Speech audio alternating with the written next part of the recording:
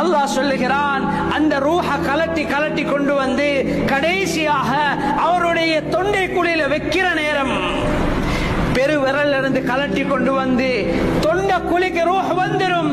கர்கராவுடைய நேரம் ஸல்லல்லாஹு அலைஹி வஸல்லம் சொன்னாங்க, இன்னல்லாஹ யக்பலு தௌபத்தல் அபதி மா லம் யுகர்கிர். ஒரு அடியானுடைய ரூஹ், அவனுடைய உயிர் தொண்டை குழிக்கு வர்றதுக்கு முன்னால வரைக்கும், அந்த நொடி வரைக்கும் அவனுடைய எல்லா துஆக்களையும் தௌபாவையும் அல்லாஹ் ஏற்றுக்கொள்வான்.